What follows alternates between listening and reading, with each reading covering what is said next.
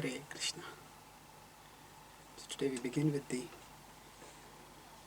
next section of the Ishopanishad, that is the fourth section. In the last section we discussed about Vidya and Avidya, that was mantras 9, 10 and 11. Now the next section is in structure and in analysis similar to the previous section.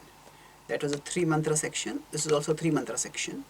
And there also the structure is using similar methods, but only instead of Vidya and Avidya, here there is Sambhuti and Asambhuti. So let's look at this. So the first mantra says, this 12th mantra, it says Asambhuti takes to darkness and Sambhuti takes to greater darkness. So actually here Asambhuti, what it refers to, basically it refers to something non-eternal. Sambhuti refers to something eternal. So the meanings of these we will discuss. Now specifically it is the worship of Asambhuti takes to darkness and worship of Sambhuti to greater darkness. To keep it short, we are using Sambhuti and Asambhuti. Now the next mantra says Asambhuti gives one result, Sambhuti gives another result. So now there is an obvious contradiction if we just go by linearly, because 12th is saying that both Asambhuti and Sambhuti take on to darkness only. So here Asambhuti and Sambhuti mean something different in 13 as compared to 12. And then in 14 it is said that Asambhuti and Sambhuti together grant immortality. So like the previous set of mantras, let us look at the meanings which Srila Prabhupada explains. So Asambhuti refers to the demigods. So worship of the demigods leads to darkness. And Sambhuti here is just like earlier it was so-called knowledge. So here is so-called understanding of the absolute truth. So that is impersonal absolute. And the worship of the impersonal absolute leads to greater darkness. That is mantra 12. We'll see what this darkness refers to and how demigod worship or impersonal worship can lead to darkness. But for now, and there is Sambhuti gives one result, Asambhuti gives another result. So in mantra 13, Asambhuti refers to anything other than the Supreme Personality of Godhead. So we get one result by that, and by worshipping the Supreme Personality of Godhead, we get another result. And in last mantra I was saying that both Sambhuti and Asambhuti together grant eternity. So that means it refers to, we need to know the material world to be able to navigate through the material world, and we need to know the Supreme Lord to attain the Supreme Lord. So there, Asambhuti refers to knowledge of the material world, and Sambhuti refers to knowledge of the Supreme Personality of Godhead.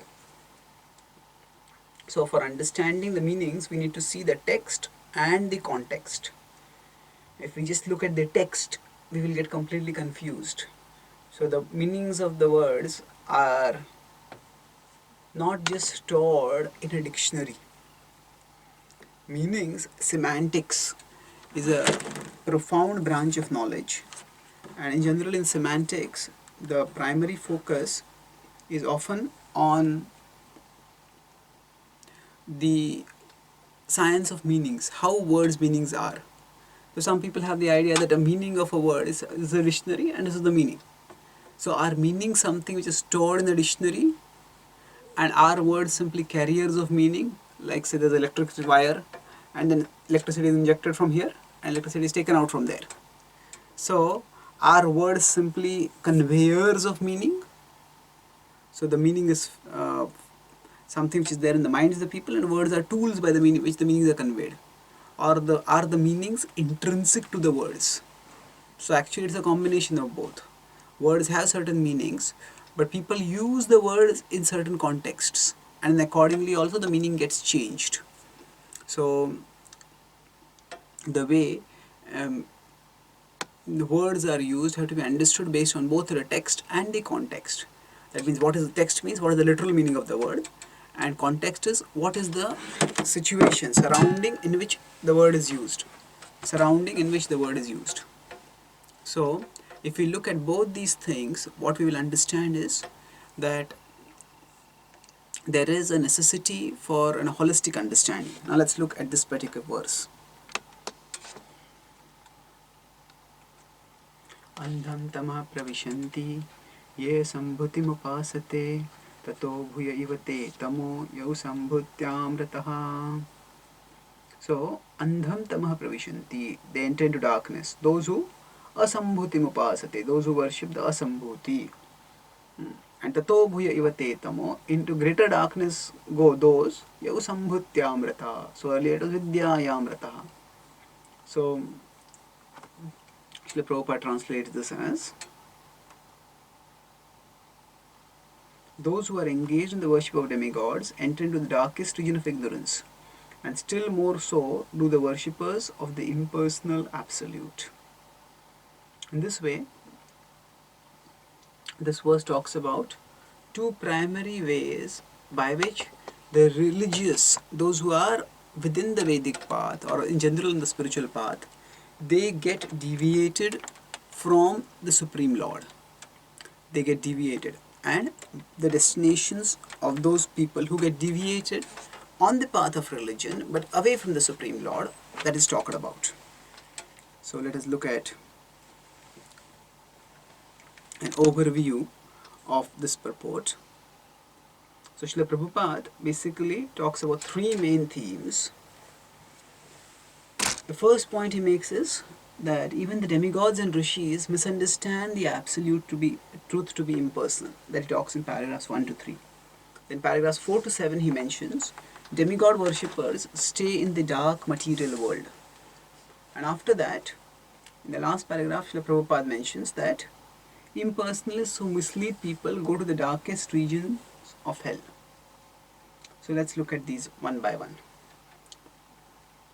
Now, the demigods and rishis misunderstand the supreme absolute truth. This is mentioned repeatedly in the scriptures. The absolute truth, the supreme Lord, is so great that it is not easy for him to be understood. In the Bhagavad Gita,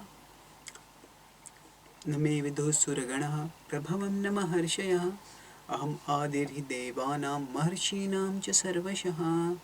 So Krishna says in 10.2 in the Bhagavad Gita, Name viduhu, I am not known, suraganaha, the devatas don't know me, maharshaya, even the rishis don't know me.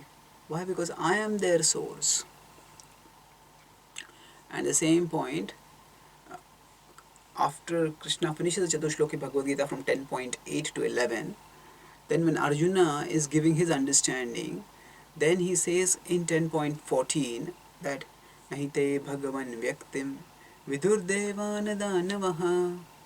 He says that, oh Bhagavan, you are a Vyakti. But what kind of Vyakti you are? What kind of person you are? Vidur Deva na Danavaha. Neither the gods nor the demons, they understand. So it's complex. Similarly, the Bhagavatam says, Muhyanti yat surayaha. In the first verse itself, it says that by that absolute truth, even the suras are bewildered. And the conclusion of the Bhagavatam, one of the last verses, Yasyantah na viduh sura suraganaha devaya tasmai namaha. Yasya antaha, whose anta, na viduhu, people don't know. Who don't know? Sura suraganaha. So not only the asuras, even the suras don't know. Devaya tasmai namaha. So we cannot understand that absolute truth. We can simply offer obeisances to that absolute truth.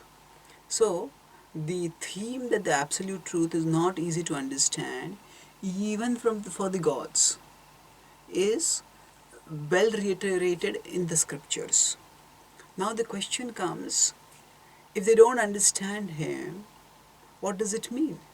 They obviously go and pray to Vishnu whenever they are in danger, and they know there is some higher being.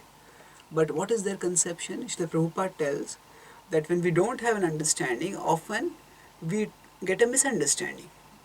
So they know they have to go to Vishnu and pray to him for help whenever they are in trouble, and they do that. But they tend to think that actually beyond Vishnu is some light, and that is the ultimate truth. So they misunderstand the absolute truth to be impersonal. So if the demigods also misunderstand, then what to speak of all of us? So we have to be very careful in how we understand. Even Brahmaji, it is said that in Bhagavatam 2nd canto, that first time when he heard the Vedic literature, he thought that the import of the Vedic literature was karma. the path of karma, doing fruitive activity according to religious rituals. That is the import, the essential meaning of the Vedic literature. Second time he heard it, he thought that the meaning is jnana, that it is impersonal speculation so that one can attain impersonal goal. And then third time he heard the Vedas, then he understood actually the conclusion is bhakti. So that was the conclusive understanding, the correct understanding. So this is an evolution. It takes time even for Brahmaji to understand the correct conclusion of the Vedic literature, what to speak of others. So this is a theme that is there. Absolute truth is not very easy to understand. So now the people in this world, when they have some religious inclination, they conceive of the absolute truth as a multiplicity of beings. They say, oh, there are many gods, different gods for different departments, and they worship those gods. Or they may conceive of the absolute truth as some impersonal light. So let's look at these. Now, andham tamah pravishanti. They enter into darkness. What does it mean here? It simply means that the demigod worshippers stay in the dark material world. They continue to stay in this material world, just as we discussed earlier, that those who pursue sense gratification, they continue on in the dark material world. Now, demigod worshippers may not get degraded, but they don't get substantially elevated.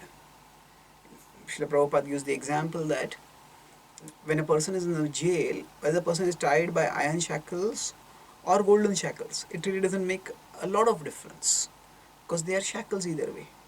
So even if the demigod worshippers get some material benefits, but still they stay in ignorance of spiritual truth.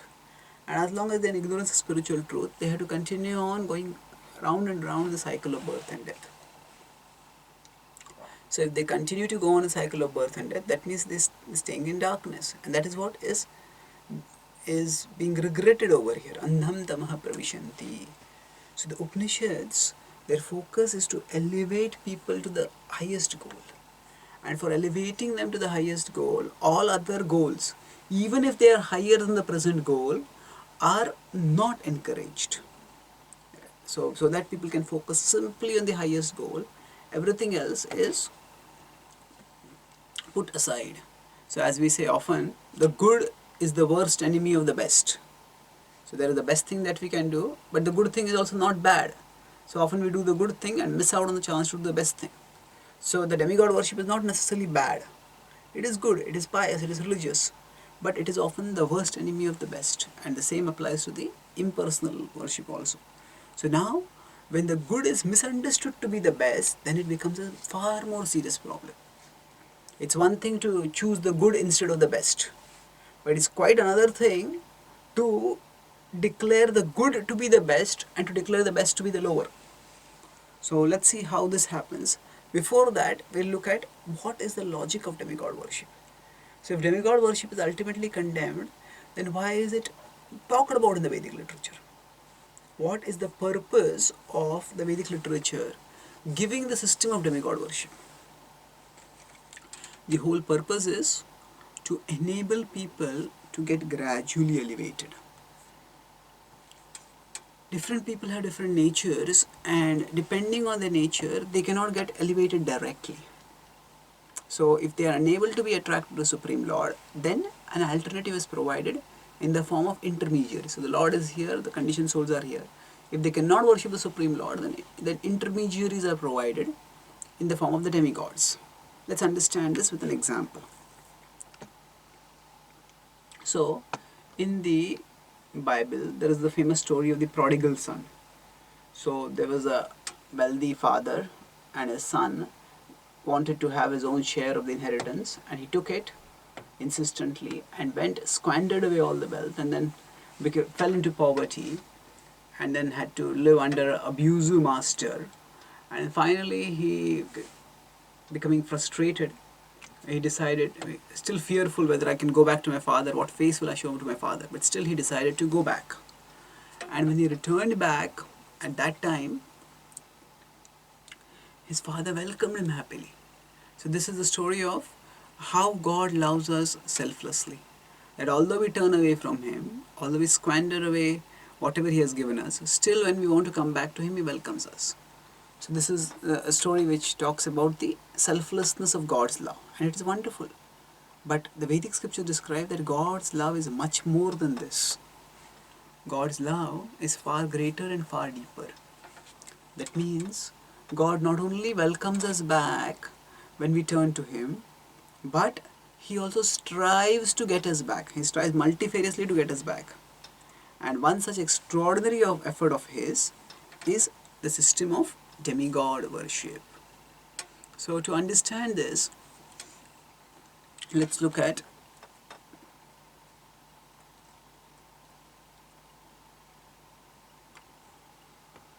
the system of demigod worship from a perspective of the Vedic literature. So the great sage Yajnavalkya is asked the question, Kati Devaha, how many devas are there? So his answer progresses from 3003, 303, 33, 6, 3, 2 and finally 1. And he answers as if there is no contradiction inherent in the various answers. So now, how many gods are there? So he describes that there are many and there is one only. How is that? Because it's like there is one king and he has many ministers. So all the ministers are government authorities. And how many government authorities are there? Okay, there are 25 government authorities. There are 50 government authorities. But ultimately, how many government authorities are there? Okay, there are 5 major departments. Okay, how many government authorities are there? Ultimately, one authority. There is the king. So like that, Kati Devaha, this is a sequence that is ascending upwards. And the purpose of this ascending sequence is to illustrate the point that it's not that all the gods are the same, but all the gods are a part of the same system of demigod work, of arrangement by the Supreme Lord, by which people can get elevated and eventually liberated. Now when people have to turn back to the Supreme Lord, what is primarily required for that is some arrangement by which they can come to Him. So what is that arrangement? That arrangement is demigod worship. Let's look at this now. So here, this may seem a little complicated, but I'll try to keep things simple. First, let's look at the king. So there's the wealthy father and his son. He comes back home. Now he's not ready to come back home. That is the way we are extending the story. So the father wants his son to come back. So the father has initially gone away from the father's home, gone away from the father's kingdom, has gone to some other place and is serving some other master who is exploiting that person, making the son work very hard and giving him only a pittance. So then the father knows that my son has some inimical feelings towards me, so even if I will invite him back, he will not come. So the father decides to send his own minister. He says, go and invite him back. Now when he invites him back, the minister says, okay, you are being paid over here. I'll pay you. Why don't you come and work with me? Now the son may or may not know that this minister is working for my father only. He's okay. How much will you give me? Okay, you will pay me that much. I'll take good care of you. Better than what you have over it. Okay, come back. So now when the son agrees, the son has now come back to the kingdom of the father. Although he's not come back to the home of the father, he has come back to the kingdom of the father. For what purpose? He has come back to the kingdom of the father, not to be reunited with this father, but just because he felt that there are better material facilities available over here. I'm being paid better, I'll be taken care of better. But indirectly, through the minister, the father has arranged for taking better care of the son, and the father has got the son back into the kingdom. The king has brought back his prince within his jurisdiction. Now, as the prince is serving the minister, gradually he sees that the minister is paying me, but this minister is also serving someone. Who is he serving? And he finds out the minister is serving the king. And who is the king? He comes to know that this person is the king. It's my father only. He may not want to serve his father, but he thinks that if this minister is serving the king, if I serve the king, will he pay me better? Then he approaches the king. He says, will you employ me? He says, you are my son. Why do I have to employ you? Come and stay with me. My kingdom is yours. My whole palace is yours. Come and stay. He says, no. I don't want that. Will you accept? If I work for you, how much will you pay me? He says, okay, whatever you want. I'll pay you. Father wants the son to come closer to him. So at least instead of working in the minister's ministry, he can work directly with him. So he offers him a raise and invites him. Now gradually the son starts seeing, the prince starts seeing that my father, the king, is a really kind-hearted person. Why did I ever leave him and go away? And gradually by serving him, by seeing him, by associating with him, his affection awakens. And then he says, Father, can I come back home? Welcome, my dear son, I was just waiting for you to come back. And that's how the father and the son get reunited. So similarly, there is a progression by which the demigod worship helps the souls come back to Krishna. So when the souls have turned away from Krishna and are living materialistically, the demigods are ministers of Krishna. Krishna is the prime minister, demigods are the ministers who have been allocated different departments in the universal cabinet. And these demigods, they tell Krishna, they offer to their worshippers or their potential worshippers the opportunity to get material benefits but within a religious context. So when the people start coming to the demigod worship, they are not coming for any selfless motive. They are coming for material motives only. But what is happening? Because the demigods are the representatives of Krishna, so they are coming in the house of the Vedas. And when they come in the house of the Vedas, that is safer.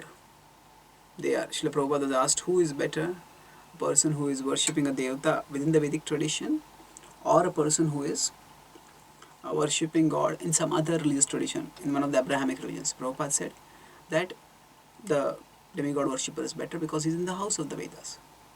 Of course, we also have to see if the person who is worshipping God in the Abrahamic tradition has a very advanced level of devotion to God, then that things may be different. But on an average religious level, to be in the house of the Vedas is safer.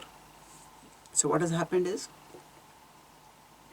people have come closer to the Vedic, to the Supreme Lord through the arrangement of demigod worship.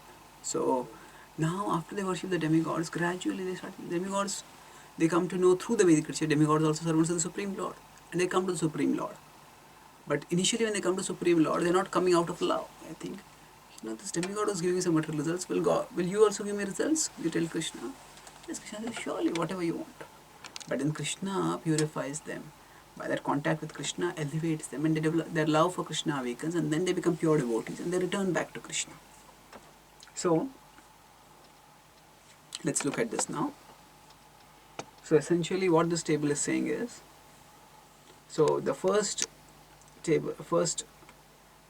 column is talking about what the prince is doing. The second column is talking about what the conditioned soul is doing. The third column is talking about what the motive is for the prince to do that. And from the philosophical point of view, when somebody is doing this, what is the religious level? So when the prince has gone and is serving some other lord outside, so like that, souls are serving some other people in this world. So those people, they are semi-gods. Say me God, I am God, obey me, my way or the highway. So every boss, wherever he is, thinks that I am God. In a small sense, I am the God of this office, I am the God of this house, I am the God of this company. So people are serving. What is their motive? This is wealth. So this is materialism. Now, when the prince comes to the father's kingdom and starts serving the minister, that is like the soul coming and serving the devata.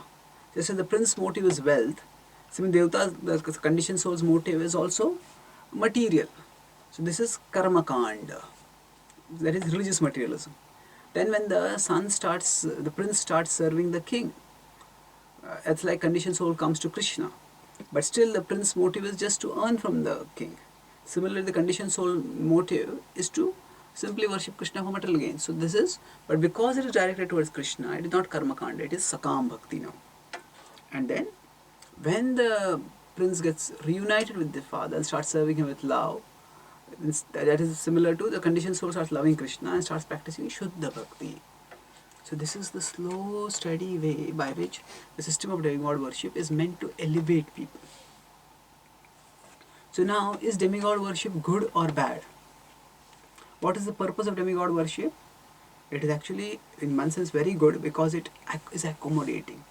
So this Vedic system of multi-level worship. Multi-level worship means if you cannot worship the Supreme Lord, worship some intermediary representatives of the Supreme Lord. It bears testimony to a unique concern for the individuality of the worshipper. Every worshipper is an individual. That individual may not be ready to worship the Supreme Lord.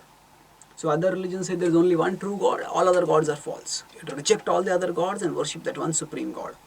So then if people are not ready to worship that Supreme God, then there is no way for them to advance.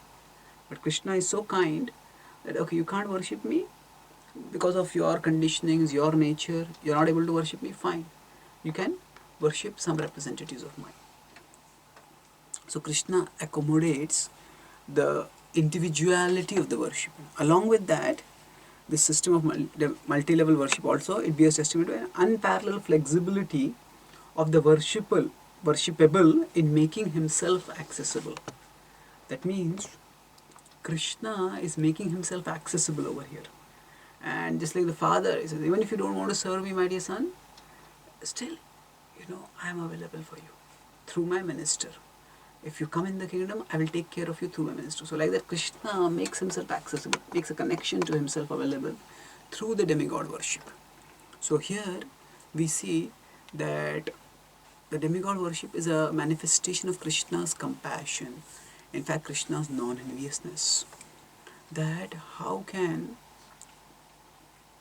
the same Supreme Lord is so eager to reach out to people that he doesn't even care whether they are worshipping him or not. Doesn't care in the sense that he doesn't, even if they worship some of his representatives, that's fine. At least they are getting elevated. And then eventually, when they are elevated enough, Krishna guides them to the higher understanding. So, now when we look at the system of demigod worship, whether it is good or bad, that has to be understood based on the level of a person.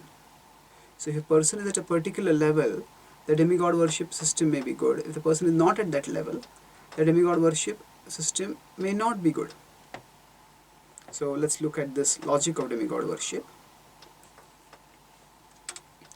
So if there is a student who has got 60% marks, if the score is 60% good or bad, it will depend on what is the previous level of the student. If the student was getting 80%, then coming to 60% is bad. If the student is getting 40%, 60% is good. So envision there are two sons of a father, and both of them have got the results, and both of them have got 60%. And one of them used to get 40%. The son says, "Father, I got 60%. Father pats his back. Shabash, well done, my boy. I'm proud of you." And the other son used to get 80%, and he comes to his father and says, "Father, I got 60%. Slaps his back. "Badmash, what have you done? You disgraced me. Why have you got such poor marks?" Now the second son said, "Both of us got 60%. He was praised, I was chastised. Why?" It's because your level is different. So similarly, is demigod worship good or bad? It will depend on what the level that a person is at. If the person is just living materialistically, that is like at 40% marks, then to come to 60% level is progress. So to come from godless materialism to religious materialism is progress. But if somebody can directly come to the worship of Krishna, somebody at a level of intellectual understanding and spiritual evolution, by which one can worship Krishna, then for such a person to worship the Devatas, it is like a step down. It is going down from 80% to 60%. So Krishna will tell in the Bhagavad Gita that Alpamedhasaha, those who worship the demigods are less intelligent.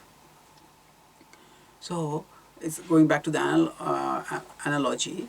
If the prince is staying in the father's house and is ready to serve the father and be happy there, the prince says, "I will go and serve the minister." He says, "Not required.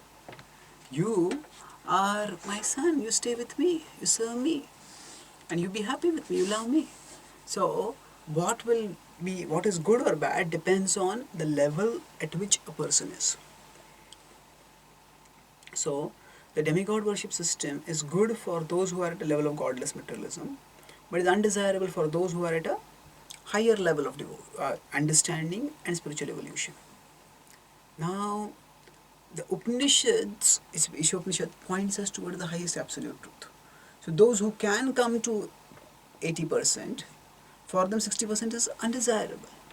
So like that, from that perspective, The 60% is the elevation of 40%, but 60% is still in the material world. And that's why the demigod worship system is not spoken of highly over here. It keeps people in the cycle of birth and death.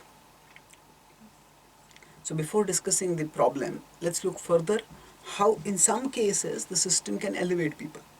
So there are many cases in history. For example, there's a story of Vallabhacharya. Now, Vallabhacharya was a devotee worshipper of both Shiva and Vishnu. So one time he had some great reversal in his life, so he went to a Shiva temple and started offering fervent prayers. And when he offered those prayers, at that time, Lord Shiva appeared in front of him. And Lord Shiva asked him, "What do you want? I'm pleased with you." So Vallabhacharya, he said, "My dear Lord, whatever you wish to give me, whatever is most dear to you, please give it to me." So Lord Shiva smiled brightly. And then he was given a deity of Lord Krishna. This is my dearmost object of love. And then he went on and became a devotee of Krishna. So here we see a demigod worshipper, or a person who did demigod worship, being elevated to devotional understanding. Similarly, there is in Chaitanya Charitamrita the story of Keshav Kashmiri. Now, Keshav Kashmiri was a great worshipper of Saraswati Devi. And when he was worshipping Saraswati Devi, at that time, she had given a blessing that you will defeat all other scholars. Nobody will be able to defeat you. So he had gone around defeating everyone else and having a victory sheet, a Jayapatra, where everybody would have to sign that I have been defeated by Keshav Kashmiri. So when he came to Mayapur and met to Navadvip, and he met Chaitanya Mahaprabhu over there. He was Chaitanya Mahaprabhu was small at that time, relatively speaking. He was called Nimai Pandit. So Nimai Pandit had an informal discussion with him in which he was completely flummoxed. He became tongue-tied and didn't know what to do. So he came. Chaitanya Mahaprabhu did not humiliate him, but told him, "Please go, think about it, study your books, come back tomorrow, and we'll continue the discussion." So when he came back to his place, he was devastated. His ego was shattered in many ways. And he came forward and fell at the feet of his Saraswati deity and begged her. He says, "What is this? You had promised me that I'll never be defeated. Why did you forsake me like this? Have I offended you? Please tell me what happened." And as he was praying like this, he fell asleep in his moroseness. And then Saraswati Devi came in and he said, why did you forsake me? You told me that I would never be defeated by anyone in the world." He said, "I did not forsake you. My promise was that you will not be defeated by anyone in this world. But the person whom you met was not from this world. He's the Supreme Lord. He's the Lord of my Lord. My Lord is Brahma, and Brahma's master. Brahma's ultimate master is Lord Krishna, Govindam Adi Purusham. Chaitanya Mahaprabhu is not different from Krishna." So she told him like this. At that time, he realized the absolute truth. He said that she told him, "My greatest blessing is not that you are made a world champion scholar. My greatest blessing is that you attain the lotus feet of the Supreme Lord. Please go and surrender to him." And then Chaitanya Mahaprabhu did that. Keshav Kashmiri did that. So here Saraswati Devi guided him to Vishnu. Similarly, the story of Chandidas. Chandidas was a great worshipper of Chandi, as the name suggests. Now, when he was worshipping Chandi, he had quite good amount of prosperity through his worship of Chandi. And he had a brother who was a Vaishnava, a devotee of Lord Vishnu. So his brother had a Shaligram deity of his own, Shaligram Shila. And Chandidas had a big garden in which he would have flowers for worshipping Chandi. So one time, his brother woke up early in the morning and he saw there are so many beautiful flowers. So he asked Chandidas' brother asked Chandidas, "Yeah, there are so many flowers. Can I take some flowers? Even one flower?" And he said, "Use it for my worshipping my Shaligram Shila." Chandidas said, "Nothing doing. So all the flowers are meant only for Chandi. You cannot take even one." So his brother felt bad, but he was respectful. He went away. And then later he came back, and when he was just passing by, he saw these beautiful flowers. He thought in his mind, "If I could just offer these flowers to Shaligram Shila, it would be so nice." So when he thought like this in mind, his attitude was so devotional and his intention was so sincere and pure to offer the flowers to the Lord that became Manas Puja. And those flowers were offered in the mind. So when those flowers were offered in the mind, they became Uchishta, they became Prasad in a sense. Then his Chandidas came and he took the same flowers and offered them to Chandi. Now when he offered them to Chandi, at that time, Chandi appeared as he was reciting the verse. Chandi said, I'm pleased with you. Please tell me, what do you want? So he was surprised. He says, I'll ask later. But first tell me, how is it that you became pleased with me? I've been worshipping you the same way for so long. You didn't become pleased with me, he says. Chandi said, today you have given me the prasad of the Lord of my Lord. That's why I'm pleased with you. What do you mean? Then Chandidas was told the whole story by Chandi Devi. And Chandidas asked, you mean to say worshipping Vishnu is better than worshipping you? Of course.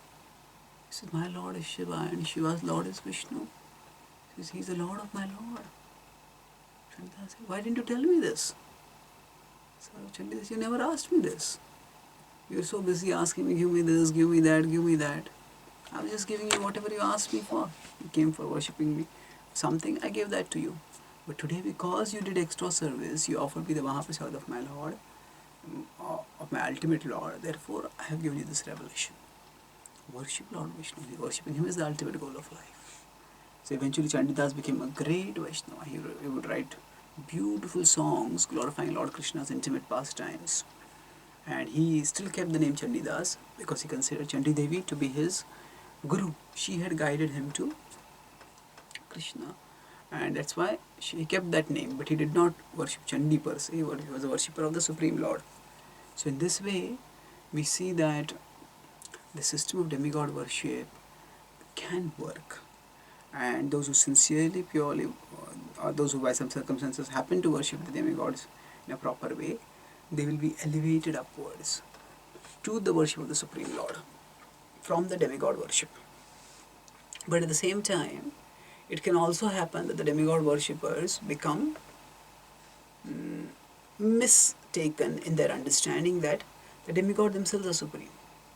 And those who worship the demigods like this, then for them, the worship of the Supreme Lord becomes difficult because they start thinking that this demigod is only supreme. So in such a case, then they cannot become liberated from material existence. So Krishna says, for such people, what happens? Then the demigod worship is not necessarily a progression to Krishna. It becomes an alternative destination which keeps people away from Krishna. So when it is integrated as a part of a step-by-step framework, it's a progression which will take people closer towards Krishna. But when people, due to a misunderstanding, so the people consider the demigods to be supreme, then what is a progression becomes a misdirection. And that becomes an alternative destination which people cherish as the almost like the ultimate goal of life. And when they cherish it this way, then it takes them away from Krishna, or it keeps them away from Krishna. They're already away from Krishna. They stay away from Krishna in the same material world that they were earlier in.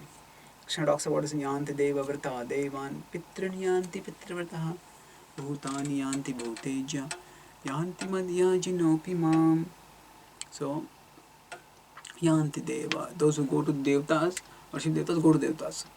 Those who worship the Pitras, go to the Pitras. Those who worship the Bhutas, go to the Bhutas. Those who worship me, come to me. So basically Krishna is saying here it becomes an alternative destination. And the Ishopanishad is focusing on that possibility, which has a high probability, because many people who worship Devta start thinking of the Devta to be supreme. So then it says Andham Tamaha Pravishanti, that they enter into darkness. Ye Asambhutim Upasate, that those who worship the Asambhuti, those who worship the temporary, they stay in the darkness of material existence. They do not get elevated. So, to understand this concept of demigod worship better, let us look at how demigod worship is talked about in the Bhagavad Gita. Now, 4 significant verses from the 7th chapter are critical for understanding this. Let us look at these 4 verses. कामैस्तैस्तैरृतज्ञानः प्रपद्यन्ते अन्यदेवतः तं तं नियममास्थाय प्रकृत्या नियता स्वया. So here Lord Krishna is telling Kamaistais. Kama is material desires. Ritagyanah, the knowledge is abducted by material desires. And because of that, Prapadyante Anya Devataha, that they surrender to other gods. And when they surrender to other gods, what do? Tam tam nyamasthaya. That they worship those gods according to the rules which they like. Prakrityanyata svaya, according to their own nature. So now, what exactly Krishna is telling? Let's look back at the earlier example. If you remember, I had given of the prince who leaves his father, the king's palace, and goes off. Why does he go off? Because of the desire for self-centered enjoyment. Similarly, this verse is saying, Kamaistaistai ritagyana. Because of the desire for self-centered enjoyment, ritagyana, the intelligence is lost. So just as a prince can leave the father, the king's place, because of self-centered desire, the soul whose intelligence, whose knowledge has been taken away by material desires, goes away from Krishna. And what does he do? Prapadyante anya devataha. Surrenders to other gods. Just like this prince, instead of living with his father, goes and starts serving some other lord in the hope of getting something from him. And whom does he go to? Tam tam niyamamasthaya prakritya nyata svaya. According to one's own nature one serves. So basically Krishna is telling how a person, instead of coming to him, goes to somebody else.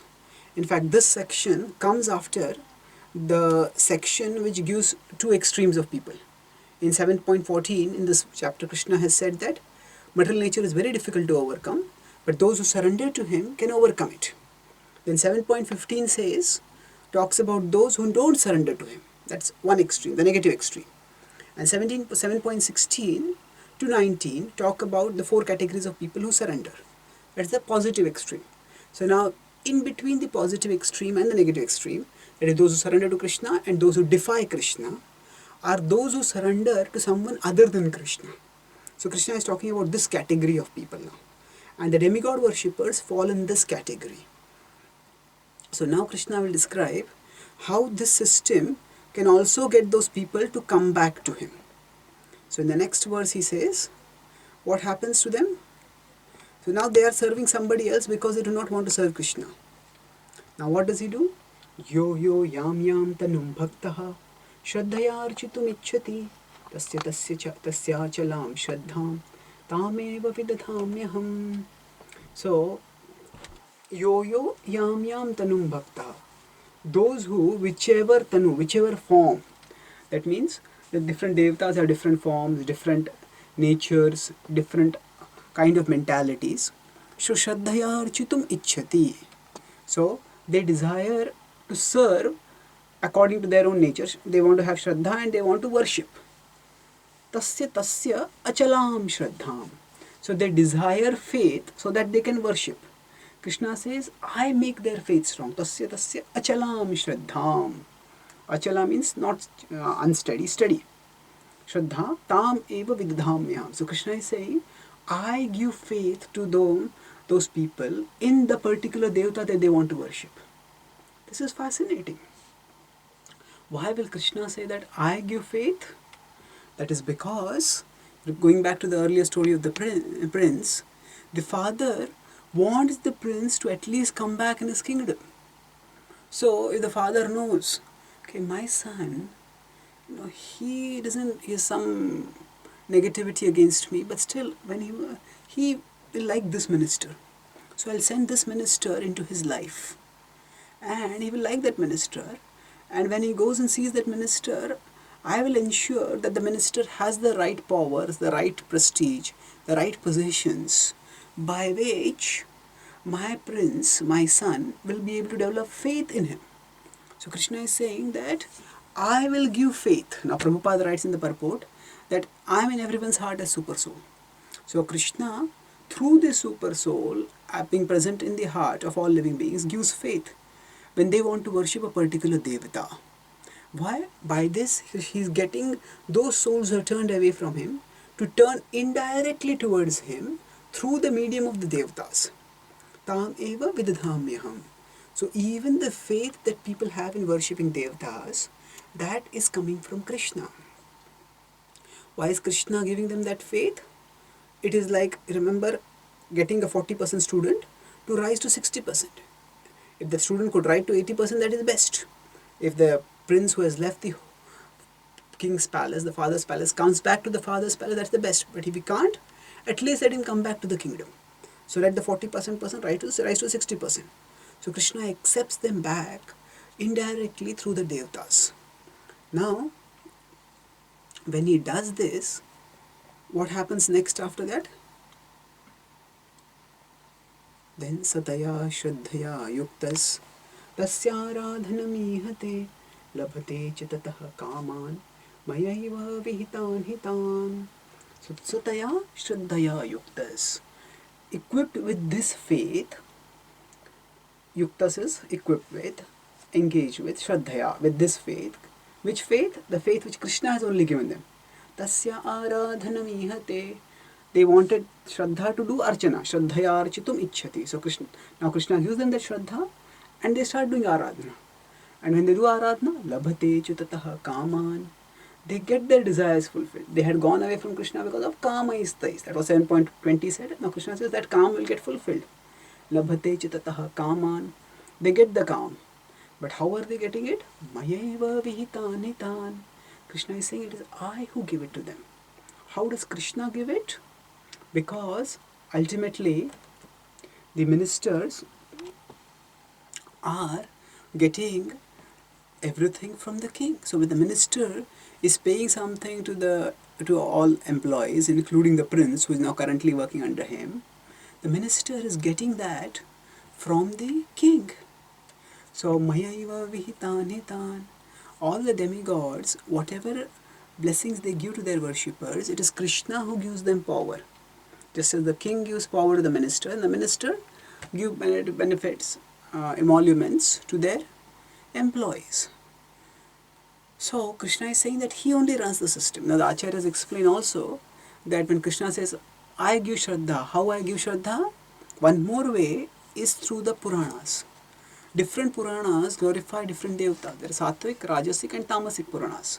So Sattvic Puranas glorify Vishnu and devotional service to him. Tamasic Puranas glorify Shiva and Durga and her worship. And Rajasic Puranas glorify Brahma in general.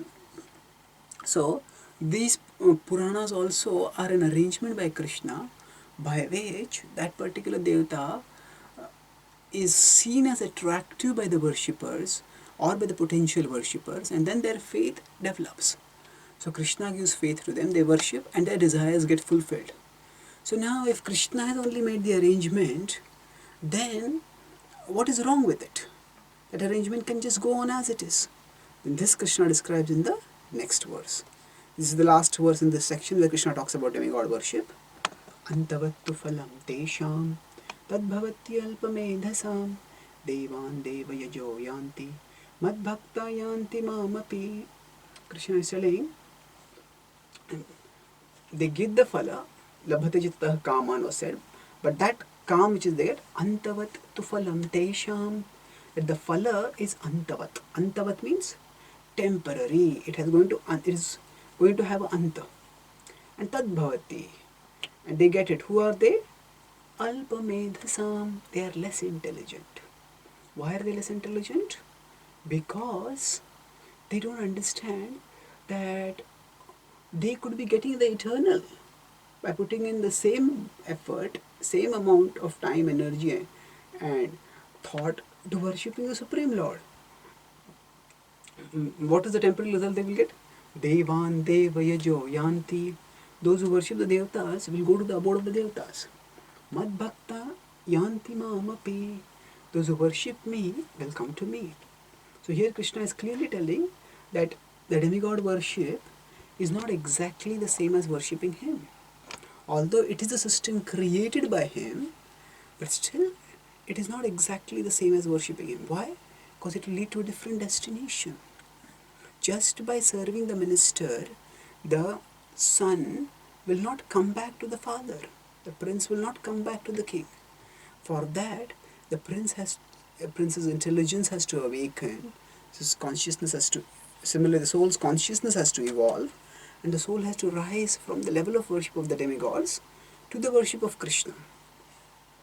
If that doesn't happen, then the soul stays as trapped in the cycle of worshipping the devatas, getting temporary results, exhausting the results, again returning to the worship. And this Krishna will talk in 9.20 and 21, where again he talks about demigod worship, and there he says it's temporary.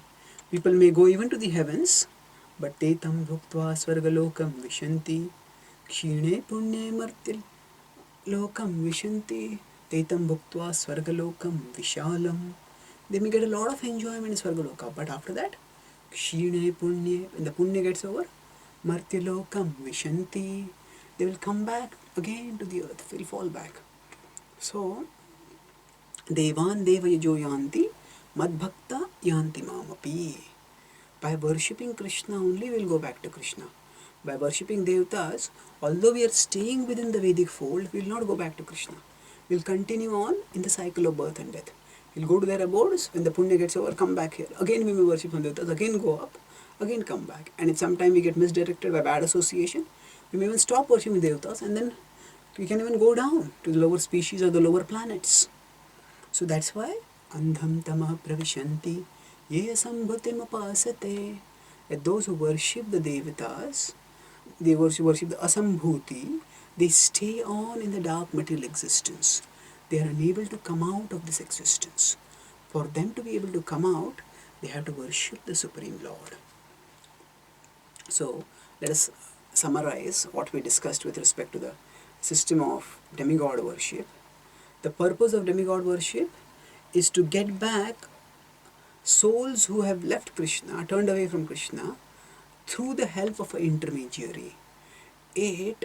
The system of demigod worship demonstrates Krishna's unparalleled compassion, utter non-enviousness, great selfless desire for the elevation of others, of all living beings. Even if they are not ready to love and serve him and worship him, still Krishna desires their well-being. And just like a father, a king whose prince has gone away from him, even if the prince is not ready to come back to the father, still the father takes care of the prince by sending ministers. And then gradually, through the medium of the ministers, the prince will eventually come back home. That means come back to the father. So we discussed 4 levels, that the prince goes away and is serving some other master. Like that, the soul is serving some other materialist, some other living being in the hope of getting enjoyment. Then the prince comes to the father's kingdom and is serving a minister. That is like the soul coming and serving a devata who is representing Krishna. Then after that, the prince comes and starts serving his father, but still for material gains. So that is like the soul coming and serving Krishna, but for material gains. So the lowest level is godless materialism. It is often vikarma. The second level, where the soul is serving the devata, that is karma kanda, and the soul is serving the Supreme Lord, but for material gains, that is sakam bhakti. And when the prince comes back home out of loving regard for the father, it is like the soul coming back to Krishna to serve him out of love, that is kevala bhakti, shuddha bhakti. So there is this extraordinary progression for the soul to come back ultimately to Krishna. So coming to the demigods is a step higher. But if this higher step is considered to be the highest step, then that mistake can sentence the soul to stay on the cycle of birth and death. So the student to rise from 40 to 60% is good. But if the student thinks 60% is the highest, then and there's nothing more to be got, then the student will not achieve any higher potential. And the difference between demigod worship and Krishna worship is not just a matter of 60% and 80%. There's a huge difference, because demigod worship cannot liberate a person. It is only worship of the Supreme Lord that liberates a person. And that's why in this Ishopanishad verse, it is said that even those who worship the Asambhuti, the temporary, will not be able to attain eternal destination. They will continue on in the cycle of birth and death. Thank you very much. Hare Krishna.